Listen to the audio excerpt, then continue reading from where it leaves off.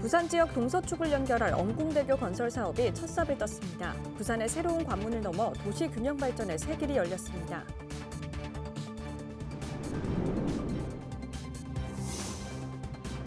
부산 지역 7개 해수욕장이 7월 1일부터 전면 개장합니다. 광안리 해수욕장에는 드론쇼와 연계한 레이저쇼가 처음으로 펼쳐집니다.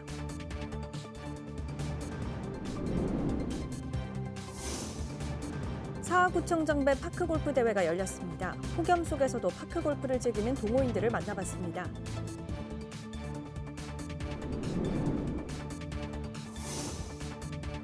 부산시가 해양수산부 부산이전을 위한 전담 지원팀을 신설합니다.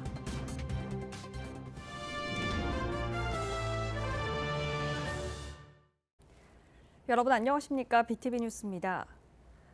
부산 지역 동서축을 연결할 낙동강을 가로지르는 횡단교량인 엄궁대교 건설 사업이 첫 삽을 떴습니다. 부산의 새로운 관문을 넘어 도시균형 발전의 새 길이 열렸습니다. 김윤정 기자의 보도입니다. 부산 강서구 에코델타 시티에서 사상구 엄궁동을 잇는 엄궁대교. 부산시는 엄궁대교 건설을 위한 기공식을 갖고 본격 공사를 시작했습니다. 사업론이 9년 만의 결실입니다. 철새도 살아야 되지만 사람도 살아야 된다, 이런 논리로 정말 저도 직접 가서 설득을 하고 또 철새를 위한 보금자리도 우리가 빠짐없이 제공을 하면서 이렇게 이 사업을 통과를 시켰습니다. 엄궁대교는 낙동강 횡단 교량이자 총 연장 2.91km, 왕복 6차로에서 8차로 규모로 2030년 완공을 목표로 하고 있습니다. 엄궁대교가 완공되면 강서구 녹산동 장락대교에서 에코델타 시티를 지나 사상구 엄궁동, 또 경남 창원까지 연결됩니다. 서부상권 교통 혼잡 완화는 물론 물류이동 효율도 크게 개선될 것으로 기대됩니다. 대서맥도 끝에서부터 우리 엄궁까지는 약 3km가 됩니다만 여기는 국토교통부에 저희들이 혼잡도로로 신청을 해서 어려운 끝에 혼잡도로를 지정받고 국토교통부 사업으로 이 엄궁대교 완공이 되면 우리 엄궁부터 창원까지 논스톱입니다. 또 부산의 동서균형 발전의 핵심 인프라로 부산의 새로운 대동맥으로 자리매김합니다. 부산 신성장 거점의 견인차 역할을 할 것입니다. 신공항뿐만 아니라 창원, 경남, 부산 이게 하나의 경제 공동체여서 우리 엄궁이 확장이 이 중심에 있다. 다리를 건너면 강서구, 다리를 건너오면 사상이다. 그리고 부산을 하나로 연결하는 15분 도시 이것을 만드는데 부산 미래의 큰 축을 연결할 또 하나의 관문인 엄궁대교. 여기다 승학터널 사업과 부산역까지 연결돼 부산 북항 배후도로 사업까지 완료되면 부산의 도시구조도 한 단계 더 도약할 것으로 기대를 모으고 있습니다. BTV 뉴스 김윤정입니다. 7월 1일부터 부산 지역 7개 해수욕장이 모두 개장합니다. 지자체들도 물놀이 안전 대책과 다양한 콘텐츠 등을 마련하고 관광객 맞이에 분주한 모습인데요. 광안리 해수욕장에는 드론쇼와 연계한 레이저쇼가 처음으로 펼쳐집니다. 박재한 기자입니다.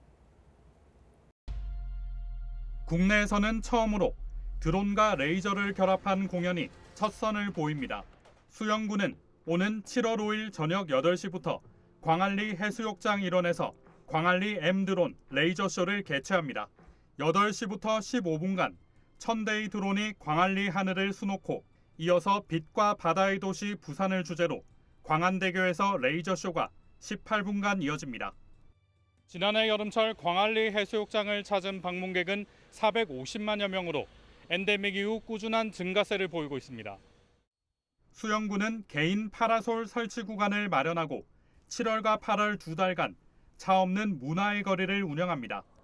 드론존에서는 광안리 M 드론 라이트쇼가 매주 토요일 2회 개최되고 8월 중순에는 국제여자 비치발리볼 대회가 예정돼 있습니다. 해파리 쏘임 사고에도 대비합니다.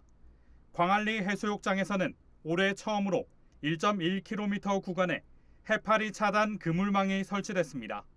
한편 부산시에 따르면 지난해 6월부터 8월까지 부산 지역 7개 해수욕장을 찾은 방문객은 1972만여 명으로 집계됐습니다.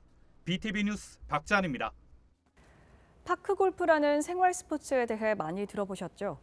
최근에는 동호회 인구가 늘면서 파크골프장도 많이 생겨나고 있는데요. 부산의 대표 파크골프장에서 대회가 열렸다고 합니다. 김석진 기자가 다녀왔습니다. 공원 잔디밭에서 골프를 즐기는 사람들이 보입니다. 일반 골프와 경기 방식은 같고 채와 공만 조금 다릅니다. 경기장 크기도 작습니다. 전체 홀을 다 돌아도 800m가 되지 않습니다.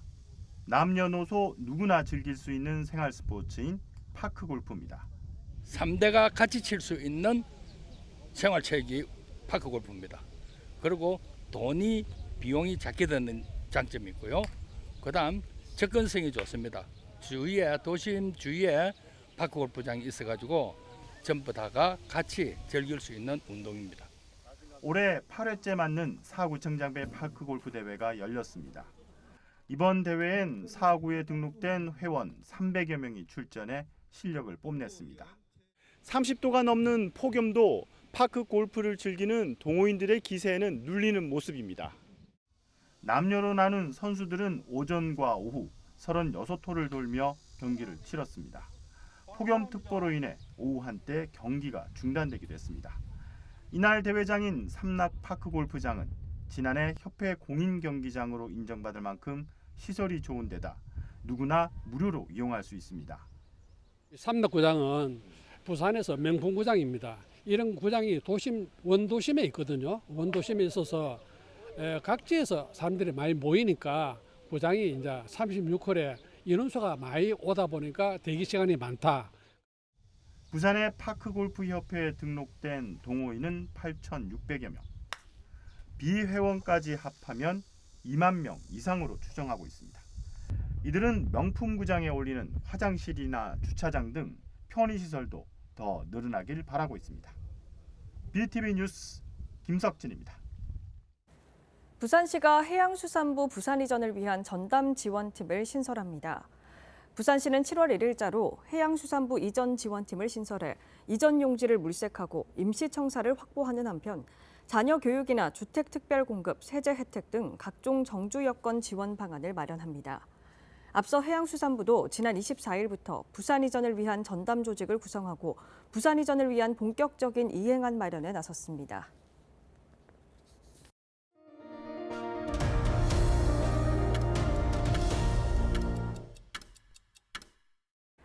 강서구가 에코델타시티에 들어서는 지식산업센터의 업주 업종을 대폭 확대합니다. 이번 조치로 제조업과 지식기반산업, 정보통신산업만 입주 가능하던 것이 OEM 제조업과 건설업, 스마트팜 수직농장, 영상 콘텐츠 제작 배급업 등 15개 업종이 추가됐습니다. 강서구 에코델타시티에는 부산시가 조성하는 에코델타 지식산업센터 등 모두 3곳의 지식산업센터가 들어설 예정입니다. 대한적십자 부산지사가 사상구 취약계층 11세대에 긴급지원금을 전달합니다. 적십자 긴급지원솔루션 실무위원회는 심의를 통해 사상구 취약계층에 총 1,700만 원을 지원하기로 결의하고 지난 25일 사상구청이 추천한 위기가정 2세대에 먼저 410만 원을 전달했습니다. 지난해에는 9월까지 폭염이 이어지면서 체감적으로 여름이 더 길었는데요. 올해도 폭염과 폭우가 장기간 이어질 것이라는 걱정이 큽니다. 7월 말에는 집중호우도 예상되면서 이번 여름나기도 험난할 것으로 보입니다. 백창현 기자가 보도합니다. 전국 48명의 온열질환 사망자를 발생시킨 2018년 폭염. 한 해에만 폭염이 38일 발생하면서 역사상 가장 많은 횟수를 기록했습니다. 수원시정연구소의 분석에 따르면 지난 30년간 수원에서 발생한 폭염은 총 374일. 이 중 10%가 2018년에 발생했습니다. 30년간 폭염 중 절반이 최근 10년 안에 생긴 겁니다. 특히 지난해는 폭염 일수는 적었지만 최장 기간인 9월까지 이어지면서 체감 기간도 가장 길었습니다. 이 때문에 온열 질환으로 사망한 수도 2018년에 이어 두 번째인 34명에 달했습니다.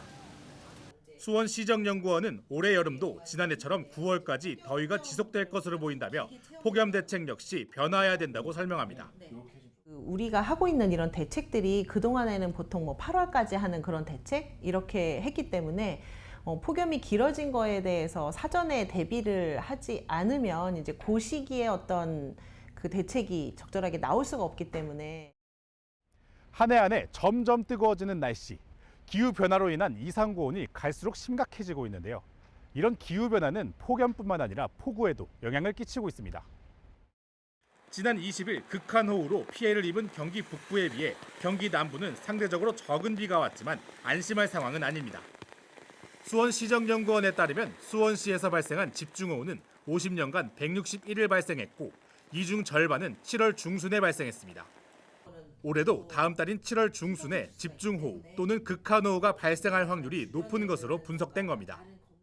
언제든 일어날 수 있는 집중호우 그리고 극한호우이기 때문에 7월 초, 그러니까 7월 중순이 오기 전에 시에서의 어떤 그런 그 집중호우 피해 그리고 극한호우의 피해를 막을 수 있는 그런 대책이 필요할 것 같습니다. 한편 수원시정연구원은 폭염과 극한호우를 대비해 실질적인 현장 대응이 필요하다고 보고 이와 관련한 제언을 시에 전달할 예정입니다. BTV 뉴스 백찬입니다. 장마철같이 많은 비가 올 때 도심 속 빗물바지는 그야말로 모세혈관 같은 기능을 합니다. 침수 피해를 막기 위해 각 지자체들은 이 빗물바지 관리에 안간힘을 쓰고 있는데요. 현장의 상황은 어떨까요? 서울 노원구의 사례를 서주헌 기자가 취재했습니다. 노원역 문화의 거리입니다. 이른 아침부터 작업자들이 빗물바지 청소에 나섭니다. 뚜껑을 열어보니 바닥이 안 보입니다. 담배꽁초와 비닐 등 쓰레기와 낙엽들이 가득합니다. 집게삽으로 퍼내길 수차례, 마대자루 하나가 금방 차버립니다. 상습 침수 지역의 주택가도 상황은 마찬가지입니다. 좁은 지하 공간 안이 꽉 막혀 있습니다. 보통 시민분들이 피고 남은 담배 꽁초들이 거의 대부분 많고요. 낙엽들 그리고 바닥에 있던 흙들이 쓸려 들어가는 경우가 제일 많습니다. 노원구의 빗물바지는 총 22,000개입니다. 전체를 청소하면 폐기물량은 24톤 덤프트럭 30대 분량이 나옵니다. 노원구의 빗물바지와 하수관로에 쌓여있던 쓰레기들은 모두 이곳으로 배출됩니다. 수분을 제거한 뒤에 건조시킨 것들은 건설 폐기물로 처리하고 있는데요. 흙을 제외한 쓰레기들은 이렇게 한 번 쓰고 무심코 버린 것들이 대부분입니다. 이렇게 노원구에서 빗물바지 전체를 청소하고 폐기물을 버리는 데까지 드는 비용은 약 6억 원에 달합니다. 사실 빗물바지는 사람으로 몸을 보면은 모세혈관 같은 거예요. 빗물바지 막히게 되면은 도로나 지하주택 침수가 발생되고 하거든요. 주민들이 한 분 한 분이 도우셔가지고 자기 집 앞에 빗물바지 하나라도 관리해 준다면은 저희 구청으로서는 상당히 도움이 될 겁니다. 뻥 뚫려 있어야 제 기능을 다하는 빗물바지. 이름 그대로 하늘에서 떨어지는 빗물만 들어갈 수 있도록 시민들의 협조는 필수입니다. BTV 뉴스 서주원입니다. 최근 임대인과 직접 연락이 어렵거나 중개인의 신분이 불확실한 틈을 노린 전세 사기 범죄가 급증하고 있습니다. 실제로 평택에서는 중개보조원이 세입자 17명에게서 17억 원이 넘는 전세보증금을 가로채는 사건이 발생했는데요. 전문가들은 계약 전 임대인의 신분과 중개인 자격을 반드시 확인하는 등 각별한 주의를 당부하고 있습니다. 최희재 기자가 보도합니다. 최근 전세 사기 범죄는 임대인과 직접 연락이 어렵거나 중개인의 신분이 불확실한 경우에 특히 빈번하게 발생하고 있습니다. 실제로 평택에서는 임대차 계약 권한을 위임받은 중개보조원이 세입자 17명에게서 17억여 원의 전세 보증금을 가로채는 사건이 발생해 피해자들의 삶이 한순간에 무너졌습니다. 피해자들은 건물주와 직접 대면하지 못한 채 중개보조원이 제시한 계약서와 계좌만 신뢰했다가 큰 피해를 입었습니다. 자기가 지금 여기에 그 건물의 대리인이고 자기가 모든 걸 다 책임지고 있고 그때 계약을 할 때 이제 제가 근저당이나 이런 게 좀 높은데 위험하지 않냐 하니까 이제 부동산 측에서 측이랑 그 계약하고 오신 분이 지금 여기 시세가 많이 올라서 만약에 경매 넘어간다고 해도 절대 문제될 게 없다. 하지만 집주인과 직접 연락이 어려웠고 계약 이후 중개보조원이 잠적해 더 큰 혼란에 빠졌습니다. 집주인은 그 뒤로도 뭐 미국에 살고 있어서 따로 연락을 해보려고 해도 연락처를 잘 몰라서 연락이 잘 안 되고, 이제 그 대리인은 갑자기 그때 이후로 그냥 핸드폰을 없애고 잠적을 하는 상황이었죠.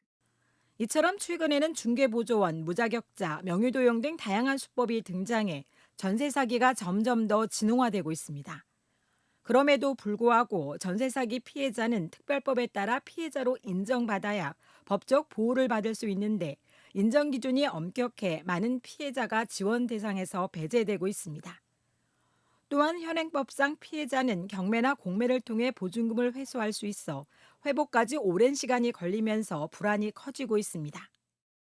법이 바뀌지 않고서는 일반 시민들은 뭐 방법이 없을 것 같은데, 피할 방법이 없고, 뭐 주의한다고 알아본다고 해도 중개사 쪽에서 작정하고 속이거나 이러면은 피할 방법이 없는 것 같습니다. 지금 뭐 집주인도 피해자라고 그러고, 중간에서 집주인과 계약한 사람 사이에서 속여버리면은 서류로도 다 어떻게 확인이 안 되더라고요. 이 같은 상황에서 경찰과 전문가들은 임대차 계약 과정에서 각별한 주의를 당부합니다. 계약 전 임대인과 직접 연락해 신분을 확인하고 중개인이 정식 자격을 갖췄는지 반드시 확인해야 합니다. 전세 보증금 보증보험에 가입한 것도 피해 예방에 큰 도움이 됩니다. 다가구 주택 같은 경우는 가구 수가 많아요. 그에 따른 그 확정일자, 옛날에는 뭐 전세권 설정을 하고 그러는데 요즘 확정일자를 거진 다 받지 않습니까? 그럼 눈에 보이지가 않아요, 등기부 등본에는. 그럼 동사무소에 가셔가지고 확정일자 내역을 확인하신 다음에 그에 따른 권리분수가 판단하시는 게 최고 중요합니다. 임대인의 재산이나 부채가 불투명하다면 계약을 서두르지 않는 것도 중요합니다. 전세보증금 사기는 이미 사회적 재난으로 확산되고 있습니다. 피해를 예방하기 위해서는 피해자 스스로도 경각심을 갖고 모든 절차를 꼼꼼히 확인하는 노력이 필요합니다. BTV 뉴스 최희재입니다. 사상구 보건소가 65세 이상 주민을 대상으로 인공지능 사물 인터넷 기반 건강관리 프로그램을 시행합니다. 모집된 대상자 180명에게는 건강 상태에 따라 혈압계와 혈당계 등 디바이스를 배부하고 스마트폰 어플을 통해 실시간 건강관리, 맞춤형 건강정보 등이 제공됩니다. 보건소는 6개월 뒤 건강 개선 정도를 평가해 프로그램 종료 후에도 건강관리를 유지토록 한다는 방침입니다. 대형 기선 저인망 수협은 지난 27일 경남 사천시에서 말쥐치 등 수산종자 50여만 마리를 방류했습니다. 쥐포의 주원료인 말쥐치는 한때 남해안 주력 어종이었지만 최근 어획량이 급감하면서 겨우 명맥을 유지하고 있습니다. 대형 기선 저인망 수협과 수협중앙회 등은 올해 말쥐치를 비롯한 감성돔과 볼락 등 총 53만 마리를 방류한 데 앞서 지난 2015년부터 지금까지 모두 780만 마리의 수산종자를 방류했습니다.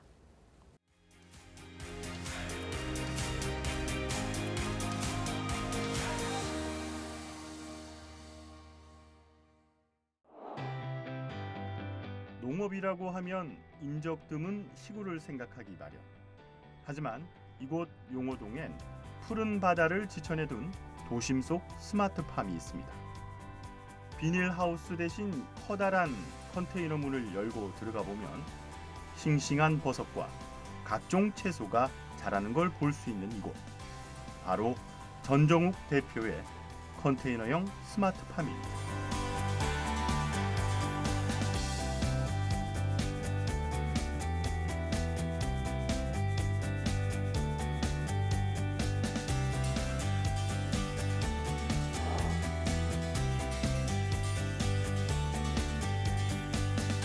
일단 저희는 일반 컨테이너가 아닌 ISO 냉동 컨테이너로 스마트팜을 지금 저희가 하고 있고요. 일반 표고와 다르게 저온성 표고버섯은 사실 키우기가 힘듭니다. 4에서 15도 사이에 이제 성장을 하고 있는 상황이고, 이제 온도, 습도 같은 것들이 습도가 80%를 요구하다 보니까 좀 키우기가 어려운, 일반 표고보다 어렵기 때문에 많이 이제 저희는 근데 냉동 컨테이너에서 하고 있기 때문에 좀 손쉽게 키운다는 장점이 있습니다. 사실은 저희도 많은 작물들을 하고 있고 지금도 다양하게 하고 있지만 이제 국민들이나 시민들이 대부분 이제 표고하면은 건강에도 좋기 때문에 좀 접근성도 좋아서 기업에는 사실 수익도 있고 국민들에게는 건강을 줄 수 있는 먹거리라고 생각해서 시작하게 되었습니다. ISO 냉동 컨테이너는 규격화가 되어 있습니다. 40피트 약 9평에서 한 달에 200에서 250kg 정도가 수확이 되는데 현재는 저희가 마트에 1차 벤더로서 되어 있기 때문에 전량 유통으로 나가고 있고요. 그리고 홈쇼핑 등 다양하게 저희가 활용하고 있어서 매출이 1억이 한 달에 넘을 정도로 하고 있습니다. 소비자들이 보다 가깝게 신선한 농작물을 접하길 바라는 마음으로 시작된 도시농업. 특히 전정욱 대표는 남편과 함께 국내 최초로 국제화 규격에 맞춰 제작된 ISO 냉동 컨테이너를 활용해 스마트팜을 운영하고 있는데요. 특히 이 냉동 컨테이너는 일반 컨테이너와 달리 농업에 아주 적합하다고 합니다. 일단은 이 컨테이너라는 부분이 가장 큰 장점이 이동이 가능하고, 특히 이제 농촌에 보면 우리가 전용 동지나 이런 것들이 많잖아요. 가설건축물로도 쉽게 축조가 가능하기 때문에 작물 재배사로서 상당히 효율적인 부분이 있고요. 이게 또 다단으로 쓰다 보니까 그 농업하는 데에서는 면적의 어떤 작은 면적이지만은 쉽게 다양한 농작물을 재배할 수 있고, 단열이라든지 항원 항습이 상당히 중요하잖아요. 그래서 그런 부분에서는 아주 우수한 구조체입니다. 특용작물의 버섯에 국한되지 않고 작물의 어떤 엽채류라든지 수경재배라든지 또 이러하게 되면은 양해까지도 공급해야 되고, 표고버섯 같은 경우는 톱밥배지 관리를 해야 되기 때문에 많은 그 환경 인자들이 있거든요. 그거를 저희들은 자동화, 통합 자동화 시스템을 가지고 운영하고 있고요. 저렴하게 또 보고하려다 보니까 저희들이 어떤 시스템의 효율화를 해서 IBS라는 빌딩 제어 시스템을 접목시켜서 좀 독창적으로 하고 있고요. 훌륭한 기술력으로 폴란드의 푸드뱅크와 계약을 맺으며 ISO 냉동 컨테이너 스마트팜 수출에도 성공한 전정욱 대표. 뿐만 아니라 발달장애인과 외국인을 대상으로 한 스마트팜 체험 교육도 꾸준히 실시하며 선행까지 이어가고 있습니다. I was lucky to come and visit the smart farm today in Busan and was very impressed with the technology, the care and concern for the environment, for the future of our planet. The technology was impressive. And later on we got to even try the food. Normally I'm not much of a mushroom fan, but today the mushrooms were very delicious. So yeah, I can highly recommend the experience and the food as well. 남다른 발상으로 도심 속 컨테이너 스마트팜을 운영 중인 전정욱 대표. 그녀의 꿈은 무엇일까요? 저는 실버 스마트팜 단지를 꼭 만들고 싶습니다. 나이가 드신 분들은 대부분 요양병원이나 이제 암 환자분들은 병원에서 지내는 게 단데, 저도 이제 나이가 들면은 노인이 될 건데, 그래서 이런 실버팜 단지 안에서 내가 좋은 먹거리를 직접 키워서 혼자만이 아닌 그 여러 이제 그 함께하는 분들이랑 같이 그 좋은 식탁과 좋은 먹거리를 함께 할 수 있는 실버팜 단지를 만드는 게 제 마지막 목표입니다.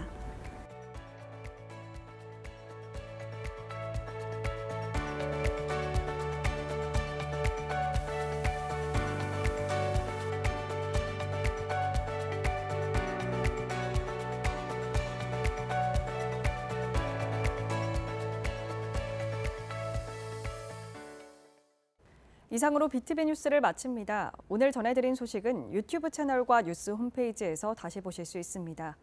시청자에게 힘이 되는 뉴스로 다시 찾아뵙겠습니다. 고맙습니다. 채널 BTV